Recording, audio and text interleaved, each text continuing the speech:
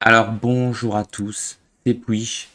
Aujourd'hui, on se retrouve, une fois n'est pas coutume, pour la critique d'un film français. Vous le savez, si vous suivez la chaîne, j'aime le cinéma français. Alors, il est vraiment, il est difficile à aimer, mais c'est vrai que moi, personnellement, j'aime le cinéma français. Et il y a quelques temps, on peut dire, on a été surpris par la qualité incroyable du Salaire de la peur. Alors, je sais pas si vous l'avez vu, hein. Si vous avez vu cette horreur, j'ai hésité à vous faire une vidéo. Je vais peut-être quand même en faire une critique pour cracher toute ma bile.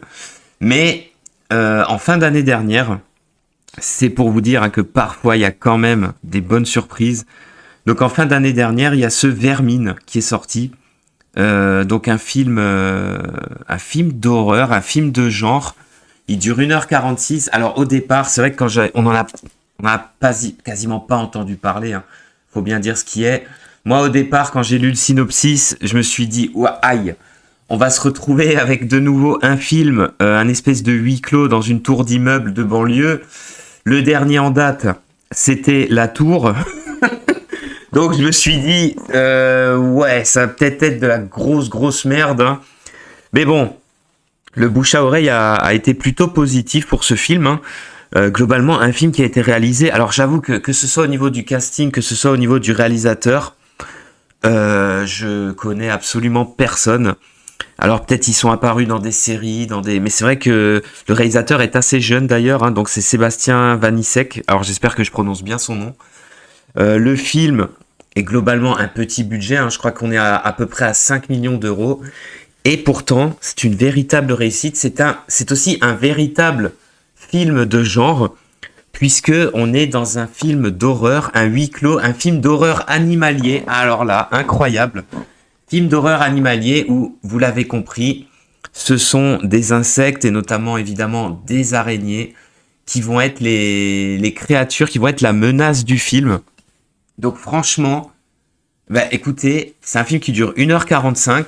On s'emmerde pas une minute. Il est très rythmé. Il y a beaucoup de tension et franchement, il est excellemment réussi, moi je trouve, parce que il y a énormément de scènes qui vous feront faire ah le fameux frisson comme ça de se dire putain, si j'avais cette saloperie à proximité ou sur moi, aïe aïe aïe aïe aïe. Et le réalisateur a vraiment fait en sorte qu'on ressente la tension, le dégoût pour ces créatures tout au long du film. C'est vraiment très bien fait, hein. Franchement, c'est une véritable réussite, c'est une bonne surprise. Alors, on va peut-être parler du synopsis un poil plus en détail, même si vous avez compris, le film est en fait très simple. En fait, on va suivre le personnage principal, donc qui est joué par Théo Christine, donc pareil, un acteur que je ne connaissais pas, qui joue le rôle de Caleb, donc un jeune de banlieue qui a une passion pour les bestioles sous vivarium. Et dans un petit magasin de sa cité, il va acheter comme ça une araignée. Alors une araignée qui vient du fin fond du désert, ça c'est la scène d'ouverture qui nous montre. Une scène d'ouverture d'ailleurs qui annonce la couleur.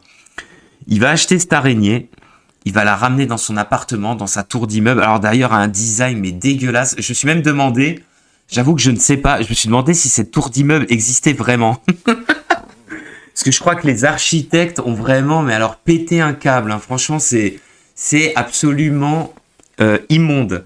Et donc il va la ramener dans son appart où il vit avec sa sœur. Apparemment ses parents sont récemment décédés, hein. On sent qu'il y a de la tension. Et malheureusement, l'araignée, vous vous en doutez, va sortir de sa boîte et va se mettre à se reproduire et à coloniser absolument tout l'immeuble, mettant en danger la vie de l'ensemble des occupants de cette barre qui vont être confinés à l'intérieur par les forces de l'ordre.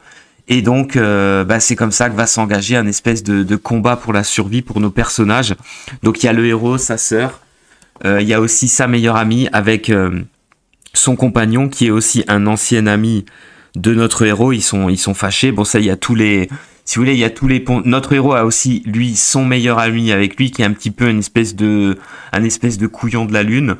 si vous voulez, ce petit groupe, il y a un peu tous les clichés qu'on peut retrouver dans les films d'horreur, hein.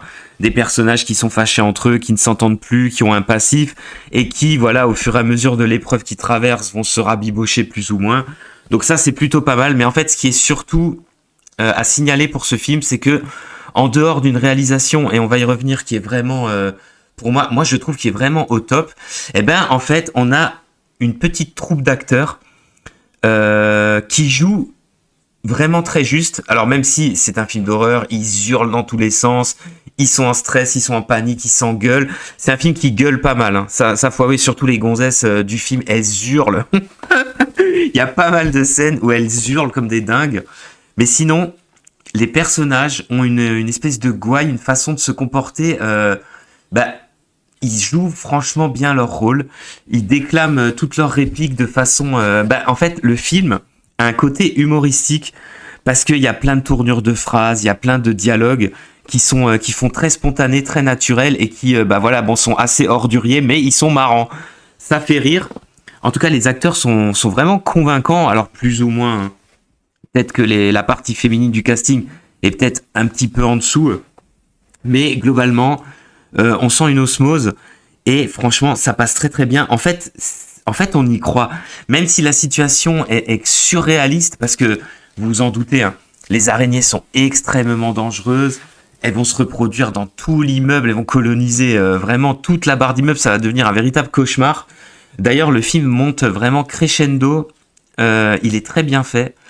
Parce que vraiment, il monte crescendo dans la menace. C'est-à-dire d'une araignée isolée, d'un petit groupe d'araignées, d'une colonie, après il y en aura partout, et les araignées vont se mettre au fur et à mesure du film à grossir en taille, au fur et à mesure, parce que oui, elles pondent un peu partout, et notamment dans le corps des victimes qu'elles tuent. Alors c'est assez ignoble, il y aura plusieurs scènes, même si, alors, le film n'est pas gore en tant que tel, par contre il y aura pas mal de scènes qui sont voulues comme telles, hein, qui sont écœurantes, quoi.